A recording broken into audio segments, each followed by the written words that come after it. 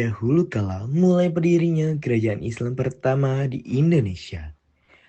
Halo teman-teman, perkenalkan saya Renaldi Hashim akan menjelaskan latar belakang Kerajaan Perlak. Kerajaan Perlak merupakan kerajaan Islam pertama di Indonesia yang tepatnya berlokasi di wilayah Perlak, sekarang di area Aceh Timur. Kerajaan Perlak berdiri pada abad ke-8. Tepatnya, Kerajaan Perlak didirikan pada tahun 840. Kerajaan ini berdiri lebih dari 4 abad, yaitu hingga tahun 1292. Perlak sendiri merupakan wilayah yang menghasilkan kayu perlak, yang saat itu digunakan untuk membuat kapal. Berikut adalah nama-nama raja yang pernah memerintah di Kerajaan Perlak. Raja Kerajaan Perlak gelarnya adalah Sultan. Yang pertama, Sultan Alaidin Syahid Maulana Abdul Aziz Shah merupakan pendiri Kerajaan Perlak.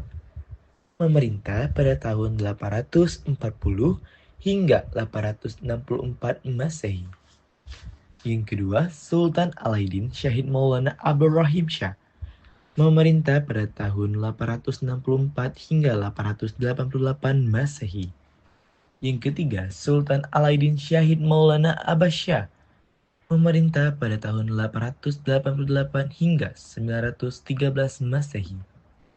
Yang keempat, Sultan Alaidin Syahid Maulana Ali Muhayyad Shah memerintah pada tahun 1915 hingga 918 Masehi.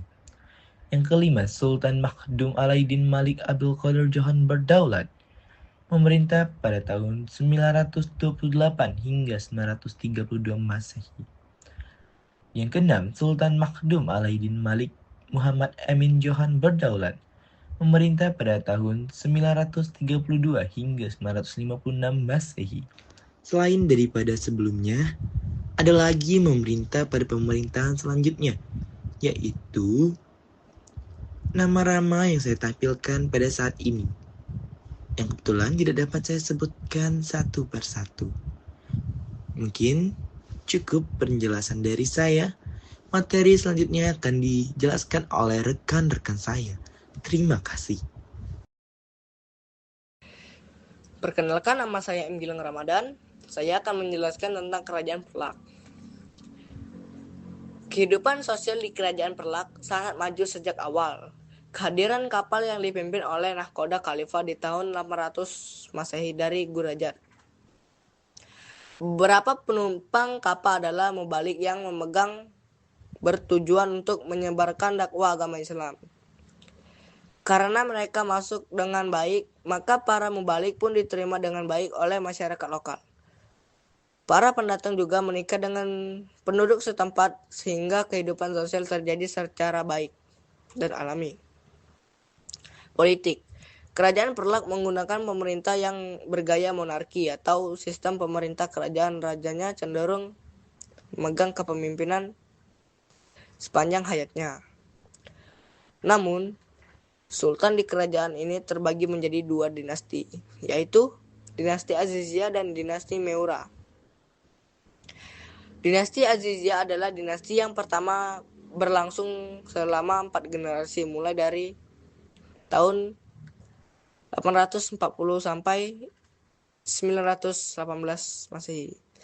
Sedangkan dinasti Meura melanjutkannya dari 918 sehingga berakhir di tahun 1292 Masehi. Ekonomi. Awalnya kerajaan Perlak sukses dalam berdagang kayu. Perlak juga sangat baik untuk membuat kapal.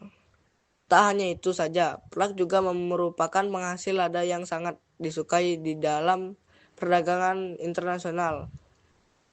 Meski sebenarnya lada bukanlah tanaman asli dari Perlak, melainkan dari Madagaskar.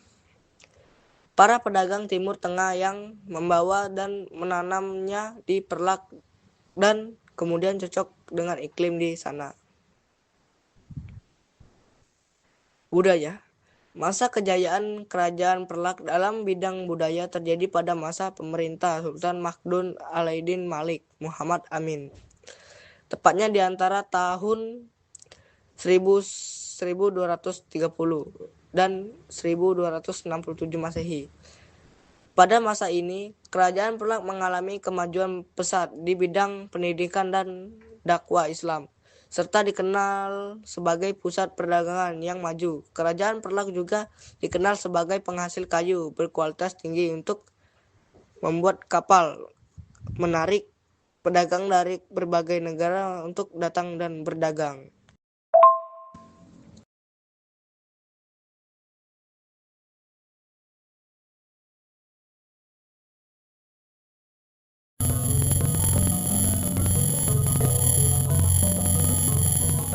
Peninggalan utama Kerajaan Perlak.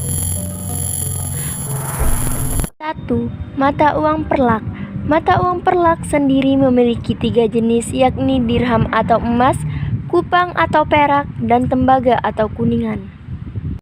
2. Stempel Kerajaan Perlak. Ditemukan stempel bertuliskan huruf Arab dengan model tuliskan tenggelam yang membentuk kalimat Al-Wasik Billah Kerajaan Negeri Bendahara Sana 519. 3. Makam Raja Benoah. Makam Raja Benoah ditemukan di tepi sungai Trenggulon dengan batu nisan yang bertuliskan huruf Arab. Runtuhnya Kerajaan Perlak. Di masa akhir Kerajaan Perlak, sebenarnya kerajaan ini sangat maju karena peluasan dakwah dan pendidikannya. Namun, karena sultan terakhirnya meninggal, kerajaan pun perlahan-lahan terus mengalami kemunduran. Karena itu, akhirnya pemerintahan diambil alih oleh Samudra Pasai. Selain karena tidak ada pengganti yang tepat, persaingan keluarga kerajaan menjadikan saudagar kala itu beralih ke Pasai.